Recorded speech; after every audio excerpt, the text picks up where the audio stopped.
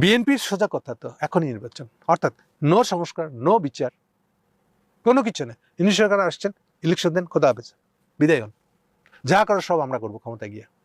এই হলো বিএনপির পজিশন, এই হলো ইন্ডিয়ান পজিশন, এই হলো সময় সময়ে জামাতের পজিশন। সুনির্দিষ্ট জায়গা নেই, সবাই পিছলা পিছলি করতেছে। ফাইনালি কোথায় গিয়ে তারা স্ট্যান্ড করবে আমরা জানি না, বাট বিএনপির আর ইন্ডিয়ান পজিশনটা আমরা পরিষ্কার যে তাদের পজিশনটা হলো এটা। আমরা সবাই জানি হাসিনাকে বাঁচানো ইন্ডিয়ান ইন্টারেস্ট, ফলে এটা বিএনপিরও ইন্টারেস্ট। কিন্তু বিচার শুরু হয়ে গেছে, কিন্তু ব্যাক করার উপায় নেই। এখনই নির্বাচন বলে ওটাকে ঠেকানো, বিচার ঠিকই ঢুকে গেছে, শুরু হয়ে গেছে।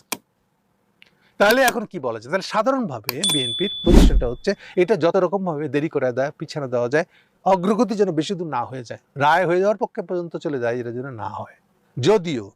যদিও আইসিটি কোর্টের বা আসিফ নজরুলের বলা বক্তব্য অনুযায়ী, আসিফ নজরুল আইনমন্ত্রী, তার বলা বক্তব্য অনুযায়ী, অর্থাৎ ইনুস সরকারের পজিশন হলো যে তারা অন্তত বাই ডিসেম্বর 5টা মামলার রায় পর্যন্ত চলে যাবেন,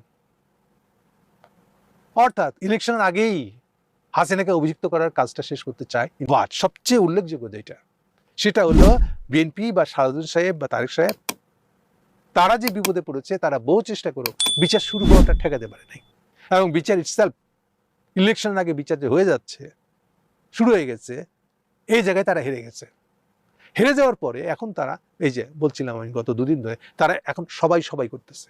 এই প্রথম সবাই বলছে, কিন্তু সবাই ইলেকশন চায়, যেমন কথা এর আগে কিন্তু সবাই নিয়ে কোনো আলাপ হচ্ছে না। বিএনপি এখনই চায় নির্বাচন, এখনই নির্বাচন চায় বিএনপি ছাড়া অন্য কোনো কথা বলবে না। এই প্রথম ওখান থেকে সরে আসছে সবাই। এই প্রথম সে হিলে গেছে যে সে বিচারটা ডেলি করতে চাইছিল, শুরুই করতে দিতে চায় নাই, কিন্তু সেটা শুরু হয়ে গেছে।